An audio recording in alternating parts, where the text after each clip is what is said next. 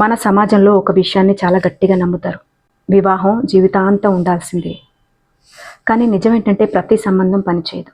కొందరికి విడిపోవడం తప్ప వేరే దారి ఉండదు. అలాంటప్పుడు వాళ్ళను తప్పు చేసావనే దృష్టితో చూడడం తప్పు. ఒక సంబంధం బ్రేక్ అవ్వడం ఎవరికి అంత తేలిక కాదు. ఇది బాధాకరం కానీ తప్పు కాదు. ఇద్దరు వ్యక్తులు వివాహం తర్వాత కూడా మారొచ్చు. ఒకరికి కలిసి వచ్చే జీవనశైలి ఇంకొకరికి అసహ్యంగా అనిపించవచ్చు. ఇది సహజం. మనసు మార్చుకోవడం నేరం కాదు.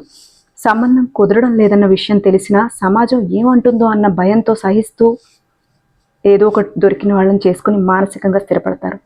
బాధను మోయలేక మోస్తూ ఉంటారు. అనవసరంగా ఆ రిలేషన్షిప్ని లాగుతూ ఇంకా క్షోభ, కోపం, మానసిక ఒత్తిడికి గురవుతూ ఉంటారు. ఇంకొంతమంది డిప్రెషన్ దాకా వెళ్తూ ఉంటారు. విడాకులు రెండు రకాలుగా ఉంటాయి. ఒకటి మ్యూచువల్ డివోర్స్, అంటే ఇద్దరు పరస్పర అంగీకారంతో అనుకుని విడిపోవడం. కంటెస్టెడ్ డివోర్స్, ఒకరే కోరుతారు. వాళ్ళ అభిప్రాయంతో విడిపోవాలంటే న్యాయపరంగా సరైన కారణాలు చూపించాల్సి వస్తుంది. అంటే వేధింపులు, మానసిక హింస, నిర్లక్ష్యం.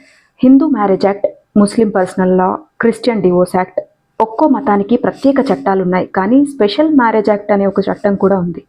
విడాకుల తర్వాత హక్కులు. స్త్రీకి పర్మనెంట్ అలమనీ ఇప్పించవచ్చు. పిల్లల కస్టడీ విషయాలు కోర్టు నిర్ణయిస్తుంది. మన దగ్గర విడాకులు తీసుకుంటే అది జీవితంలో పెద్ద నష్టము, పాపము, ఒక తప్పుడు అడుగు అనే ఒక అపోహ ఉంది. కానీ అది తప్పు కాదు. విడిపోవడం అనేది ఒక పరిష్కారం. ఇద్దరు వ్యక్తుల శాంతి కోసం, ప్రశాంతత కోసం, జీవితం కోసం వాళ్ళు తీసుకునే ఒక నిర్ణయం. దాన్ని హేళనగా చూడకండి. అలా చూసే బదులు వాళ్ళకి అవసరం అనిపిస్తే అర్థం చేసుకుని నచ్చ చెప్పండి, దగ్గరుండండి, భరోసా ఇవ్వండి. మీరు లేకపోతే ఇంకా ఎవరైనా తెలిసిన వాళ్ళు ఇలాంటివి ఎదుర్కొంటున్నారు అంటే ఒక మంచి అడ్వకేట్ని సంప్రదించండి, లేదా ఒక మంచి కౌన్సిలర్ని సంప్రదించండి. సంబంధాల్ని గౌరవించాలి, కానీ మనశ్శాంతిని కోల్పోయే స్థాయికి వెళ్ళే సంబంధాల్ని కొనసాగించడం అనవసరం. విడాకులు తప్పు కాదు. మానసిక ప్రశాంతత, వాళ్ళ సొంత ప్రాధాన్యత కోసం, మిమ్మల్ని మీరు రక్షించుకోవడం కోసం తీసుకునే ఒక హక్కు.